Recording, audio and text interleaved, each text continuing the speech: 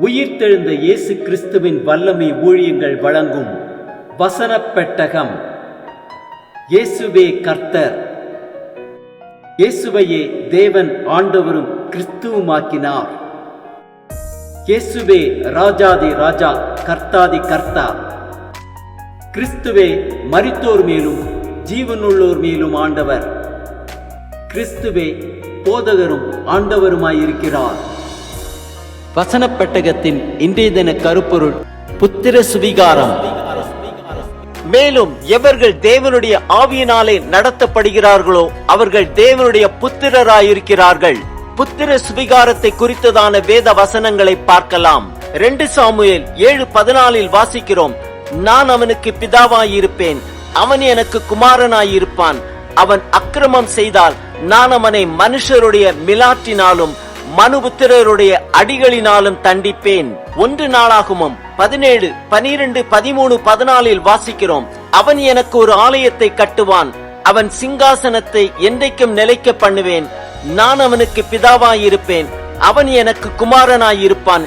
உனக்கு முன்னிருந்தவனை விட்டு என் கிருபையை நான் விலக பண்ணினது போல அவனை விட்டு விலக பண்ணாமல் அவனை என் ஆலயத்திலும் என் ராஜ்யத்திலும் என்றென்றைக்கும் நிலைக்க பண்ணுவேன்.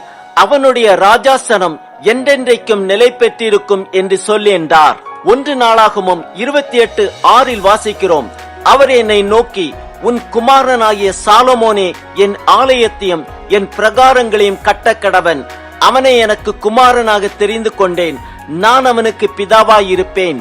மத்தேயு 5:9 வாசிக்கிறோம், சமாதானம் பண்ணுகிறவர்கள் பாக்கியவான்கள், அவர்கள் தேவனுடைய புத்திரர் எனப்படுவார்கள்.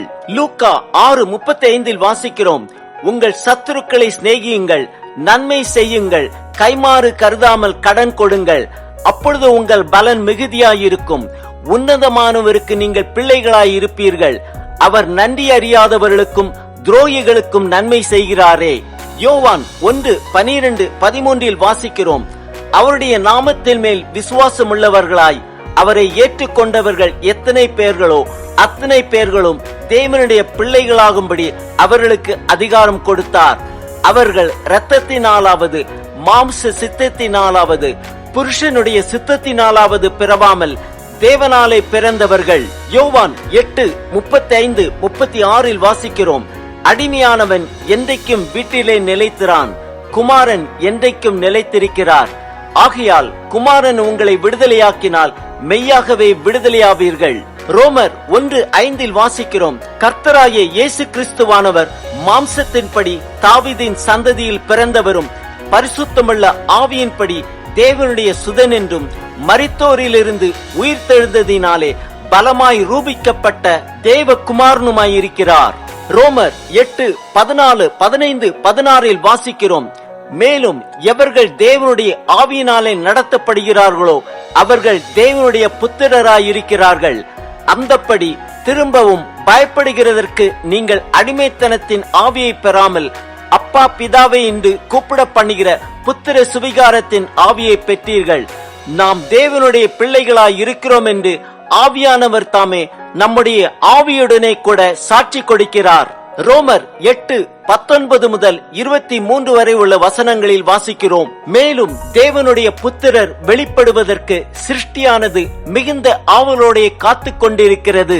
அதேனென்றால் சிருஷ்டியானது அழிவுக்குரிய அடிமைத்தனத்தினின்று விடுதலையாக்கப்பட்டு தேவனுடைய பிள்ளைகளுக்குரிய மகிமையான சுவாதீனத்தை பெற்றுக்கொள்ளும் என்கிற நம்பிக்கையோட அந்த சிருஷ்டியானது சுய இஷ்டத்தினாலே அல்ல, கீழ்ப்படுத்தினவராலேயே மாயைக்கு கீழ்ப்பட்டிருக்கிறது. ஆகையால் நமக்கு தெரிந்திருக்கிறபடி இதுவரைக்கும் சர்வ சிருஷ்டியும் ஏகமாய் தவித்து பிரசவ வேதனைப்படுகிறது. அதுவும் அல்லாமல் ஆவியின் முதற் பலன்களை பெற்ற நாமும் கூட நம்முடைய சரீர மீட்பாகிய புத்திர சுவிகாரம் வருகிறதற்கு காத்திருந்து நமக்குள்ளே தவிக்கிறோம். ஆம், நாம் தேவனுடைய நாமத்தின் மேல் விசுவாசம் உள்ளவர்களாய் அவரை ஏற்றுக்கொண்டு அவருடைய ஆவியினாலே நடத்தப்படுகிறவர்களாய் இருக்கும் போது நாம் தேவனுடைய புத்திரராய் இருக்கிறோம்.